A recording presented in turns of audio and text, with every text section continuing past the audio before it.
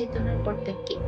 চেতনার কর্তা মনোবিজ্ঞানী জেরোম এ শেফার বলেন, মানুষ এক ধরনের সচেতন সত্তা, এজন্যই মানুষকে সচেতন প্রাণী বলা হয়। আর সেক্ষেত্রে এটাও বলা যায় যে মানুষের রয়েছে চেতনাকর্তা নামের একটা জিনিস। এ বিষয়ে বিভিন্ন দার্শনিকরা বিভিন্নভাবে মত পোষণ করেছেন। কোনো কোনো দার্শনিকরা মনে করেন চেতনার কর্তা দেহ, আবার অনেকেই মনে করেন মন এবং ব্যক্তি। এ নিয়ে দর্শনের তিনটি মৌলিক তত্ত্ব নির্ধারিত হয়েছে। চেতনার কর্তা অজড় বস্তু। এই মতের প্রবক্তারা জড়বস্তু ছাড়া বিভিন্ন বিশুদ্ধ বস্তুর অস্তিত্ব স্বীকার করেছেন। এদেরকে দ্বৈতবাদী বলা হয়। চেতনার কর্তা দেহ। এই মতবাদের প্রবক্তাদের জড়বাদী বলা হয়। চেতনার কর্তা দেহ নয়, আবার মনও নয়, বরং ব্যক্তি। এখন আমাদের আলোচনা করতে হবে দেহ, মন ও ব্যক্তি সম্পর্কে। দেহ দেহ মূলত একটি বাহ্যিক কাঠামো, যার মধ্যে মন অনুভুক্ত বলে ধারণা করা হয়। মন হচ্ছে একটি অদৃশ্য সত্তা, যাকে চেতনার মাধ্যমে সংজ্ঞায়িত করা হয়। চেতনার কর্তা অজড় বস্তু। এ মতের প্রবক্তারা জড়বস্তু ছাড়া বিশুদ্ধ জড়বস্তুর অস্তিত্ব স্বীকার করেছেন। এদেরকে দ্বৈতবাদী বলা হয়। চেতনার কর্তা দেহ। এই মতবাদের প্রবক্তাদের জড়বাদী বলা হয়।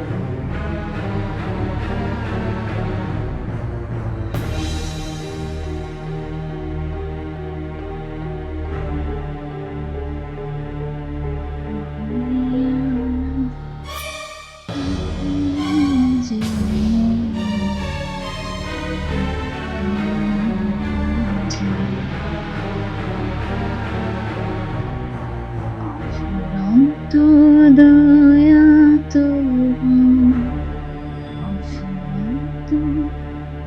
দয়া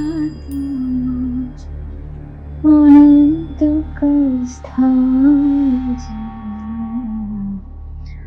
ভুলিয়া না যান।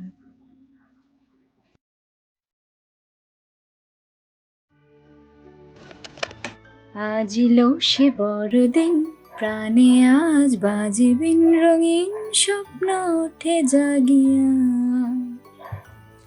ছন্দে ছন্দে ওঠে মাতিয়া। আজিল সে বড়দিন, প্রাণে আজ বাজিবিন রঙিন স্বপ্ন ওঠে জাগিয়া, ছন্দে ছন্দে ওঠে মাতিয়া।